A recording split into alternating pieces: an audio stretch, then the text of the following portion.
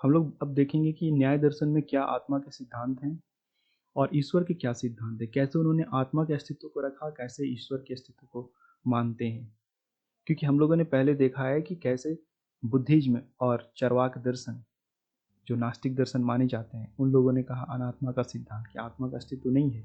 चरवाकों ने आत्मा को माना भी तो कहा ये शरीर का ही गुण है, शरीर के उत्पन्न होते ही साथ ये उत्पन्न होता है, मरने के साथ खत्म हो जाती है। तो चलिए स्टार्ट करते हैं, समझते हैं। न्याय दर्शन ने आत्मा को ही दो भागों में माना है, एक है जीवात्मा और एक है परमात्मा। जीवात्मा भी आत्मा ही है, परमात्मा भी आत्मा ही है, बस दोनों में भिन्नताएं इन्होंने स्पष्ट रूप से कर रखी है। और मुख्यतः जो बात है ये कि ऐसा कोई ईश्वर का कॉन्सेप्ट अलग से नहीं है। ईश्वर मतलब वही परमात्मा, जिसको सुप्रीम सोल आप कह लें, जीवात्मा को इंडिविजुअल सोल्स कह लें। तो न्याय दर्शन ऐसा मानता है कि बहुत सारे इंडिविजुअल सोल्स, राइट, और वो सभी द्रव्य हैं। द्रव्य मतलब परमानेंट है, रियल एग्जिस्टेंस एंड परमानेंट, सनातन है, रियल एग्जिस्टेंस है उनका। और ये जितने भी सोल्स हैं, जो इंडिविजुअल सोल्स हैं, जीवात्मा हैं, ये सुख दुख राग द्वेष इच्छा कोशिश करते हैं, प्रयत्न करते हैं चीज़ों को करने का, ज्ञान होता है इसमें, ये सभी इनके गुण हैं, एट्रीब्यूट्स हैं। धर्म अधर्म ये सभी इसके गुण हैं। शुभ अशुभ कर्मों के कारण इनका उत्पन्न होना, ये भी इनके गुण हैं। जबकि ईश्वर शुभ अशुभ कर्म, दुख राग द्वेष इन सब से कहीं दूर है। मतलब इन द सेंस, दूर इन द सेंस की डिस्टेंस नहीं, दूर इन द सेंस आप इसको समझें कि वो इन सब में है ही नहीं, ये सब उसके गुण में नहीं है, वो इन सब से परे है, गुणातीत है, अ काइंड ऑफ। वही परमात्मा जिसको हम ईश्वर बोल रहे हैं, उसमें ज्ञान नित्य होता है, जबकि जीवात्मा में ज्ञान नहीं होता है नित्य, वो ज्ञान अर्जित करता है। जबकि परमात्मा को ज्ञान अर्जित करने की जरूरत नहीं है। बंधन और मोक्ष जैसी चीज़ें जीवात्माओं के लिए है, परमात्मा के लिए नहीं। परमात्मा के ऊपर ये लागू ही नहीं होता, क्योंकि बंधन और मोक्ष जो है जीवात्मा की गुण है। वो जब ज्ञान को हासिल करता है और खुद को समझ जाता है कि मन के संपर्क के कारण, बाह्य संपर्क के कारण उसको दुख हो रहे हैं, और वो फिर उन सब चीज़ों को त्यागता है, तो वो फिर मुक्त हो जाता है। तो बंधन और मुक्ति जो है वो जीवात्मा के लिए है, परमात्मा जिसे हम ईश्वर कहते हैं न्याय दर्शन के अकॉर्डिंग, उसके लिए नहीं है। अब जो यहाँ मूल प्रश्न है कि हु इज मेड जीवात्मा एंड हु मेड परमात्मा। इन्होंने बनाया नहीं किसी, जैसे मैंने बोला ना, न्याय के अनुसार आत्मा एक द्रव्य है, परमानेंट सबस्टांस। सो परमात्मा उन सभी आत्माओं का सुप्रीम कह ले, और जीवात्मा ये they are from the beginning, सनातन है ये, ठीक है। और एक चीज जो है यहाँ पे, आत्माओं का अंत नहीं होता, आत्माओं को बनाता भी नहीं है परमात्मा, दे आर परमानेंट, ये ध्यान रखना है।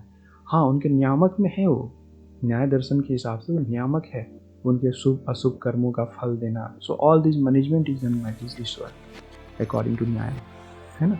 तो ऐसा है। लेकिन अब देखो, बात ऐसा है कि इन्होंने जीवात्मा को जिस तरह से लिमिटेड रखा, परमात्मा को अल्टीमेट कर दिया, है ना। अब चरवाकों का जो क्वेश्चन है वो रहता है, तो कुछ हो नहीं सकता ना परमानेंट, आपने देखा नहीं जाना नहीं, क्योंकि वो तो वास्तव में मानते ही नहीं श्रुतियों को प्रमाण, शब्दों को प्रमाण, वो तो सिर्फ मानते हैं प्रत्यक्ष।